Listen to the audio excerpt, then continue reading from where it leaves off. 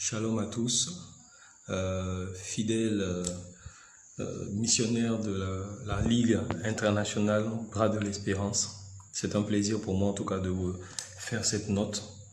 Je tiens avant toute chose à vous présenter mes excuses pour l'heure tardive à laquelle je fais ce direct. J'ai été au bureau préparer des travaux. Je suis rentré il n'y a pas très longtemps. Je viens à peine même de rentrer. Désolé vraiment de faire ce direct maintenant. Donc je ferai également très court pour que ceux qui ne dorment pas encore, qui vont tomber sur la vidéo, n'aient pas à passer assez de temps. Nous allons bénir le nom du Seigneur pour sa parole et partager quelques lignes. Papa, nous te bénissons parce que tu es le Dieu de la révélation. Tu as mis ce message sur mon cœur afin que je puisse le partager avec tes serviteurs. Je prie que tu m'orientes, que tu m'éclaires, que tu me donnes la sagesse, l'intelligence pour bien expliciter ta pensée. Que l'honneur te revienne au nom de Jésus. Amen. Amen. Donc, bien avant d'entrer dans le vif du sujet, je tiens à annoncer que demain, nous avons l'immense honneur de recevoir un nouvel orateur qui va occuper les journées du mardi. C'est un frère depuis mon enfance en tout cas, que j'ai eu à l'école du dimanche et qui par une heureuse, je dirais, prédestination du Seigneur se trouve aujourd'hui être mon beau-frère. Mais bien plus que cela, c'est un serviteur de Dieu qui sert le Seigneur depuis la Côte d'Ivoire fidèlement. Et Dieu lui a fait la grâce de se retrouver également aujourd'hui au Canada avec sa famille. Et Dieu nous a mis à cœur. Je dis Dieu parce que c'est vraiment une ordonnance du Seigneur que j'ai suivie. Le Seigneur m'a mis à cœur de contacter cet homme de Dieu. Donc les procédures ont été engagées avec les différents responsables, précisément le secrétaire, pour que cet homme de Dieu soit contacté. Il a porté la chose en prière et il nous a donné un retour favorable. Donc c'est un honneur pour nous. Donc on a une onction de l'Italie déjà qui est en place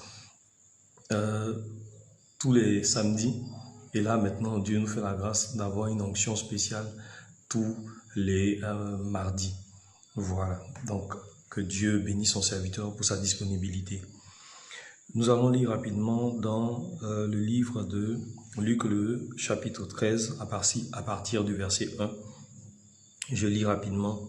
En ce même temps, quelques personnes qui se trouvaient là racontaient à Jésus ce qui était arrivé à des Galiléens dont Pilate avait mêlé le sang avec celui des sacrifices.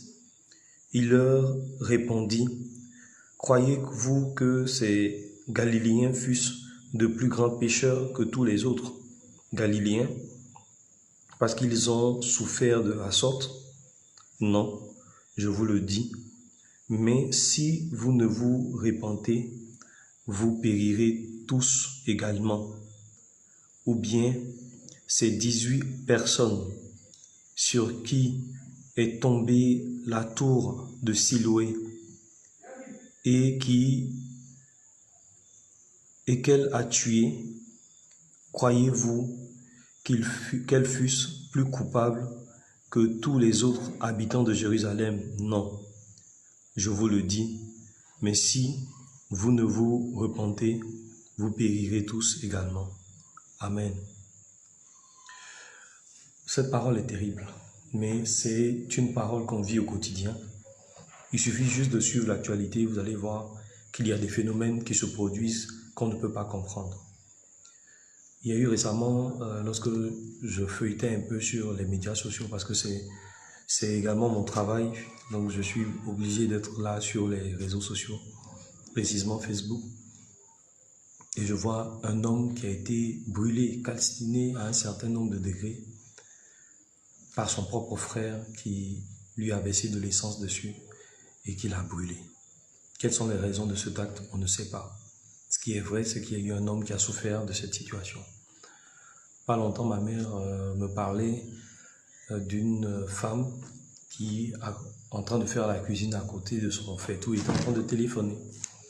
Bon, nous tous on prend le téléphone dans la cuisine. Je ne sais pas en fait quel est le rapport entre le téléphone et le gaz, mais le gaz a explosé et cette femme s'est trouvée brûlée.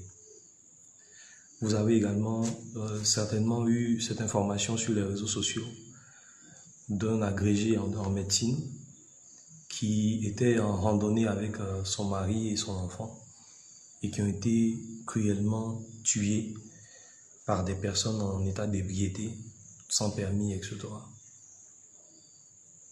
Pendant ce temps, nous avons marché, puisque cette dame certainement est véhiculée habituellement, certainement que son mari également a un véhicule,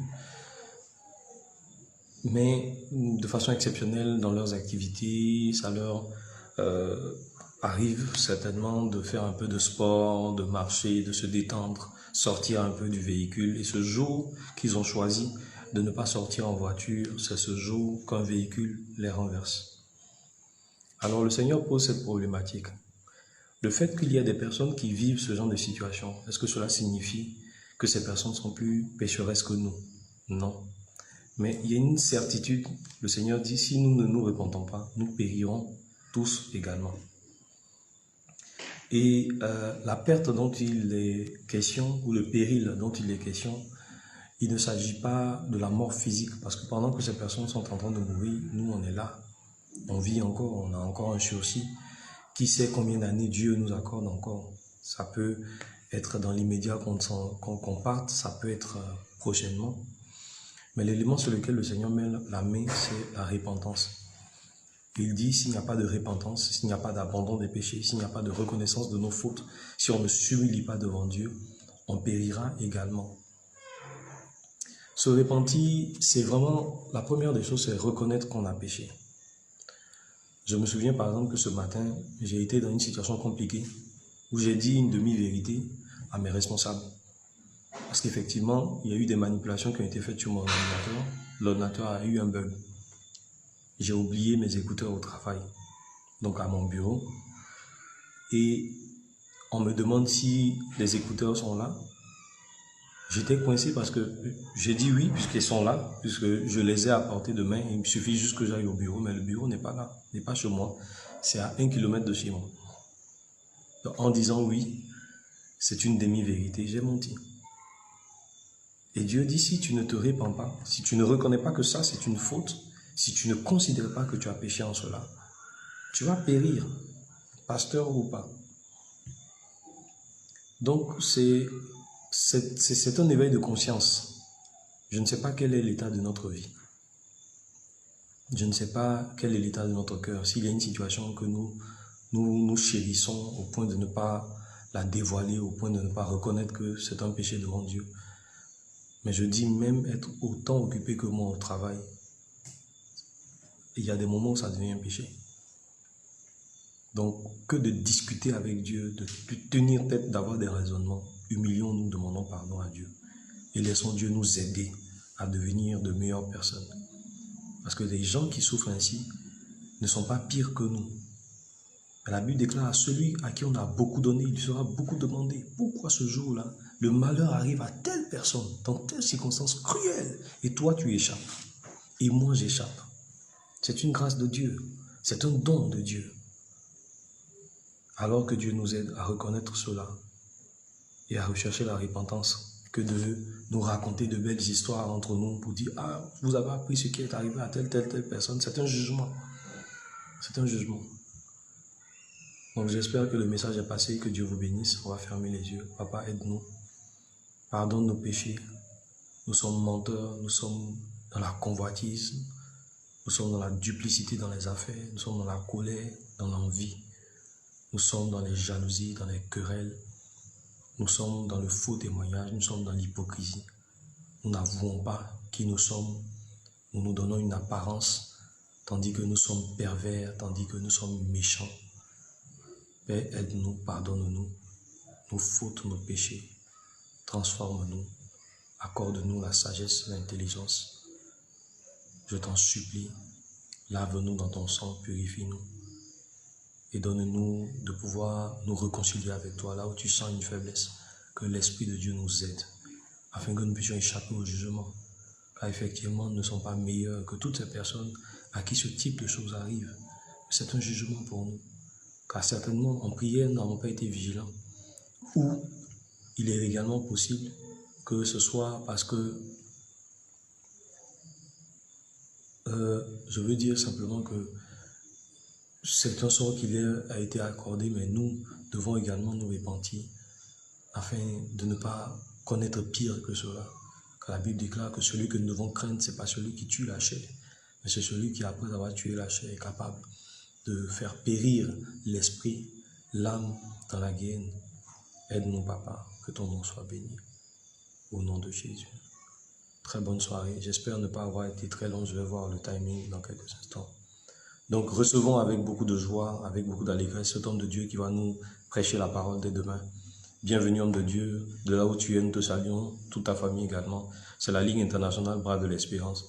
S'il te vient de vouloir nous rejoindre ou bien d'être partenaire, participant à cette œuvre, vraiment, ça sera un honneur pour nous. Ton épouse déjà faisait partie de la première version, des membres fondateurs de la première version de notre organisation. Donc, c'est la continuité. Que Dieu te bénisse. Que Dieu bénisse tous les missionnaires qui vont suivre également cette vidéo. Portez-vous bien. On garde le contact. Amen.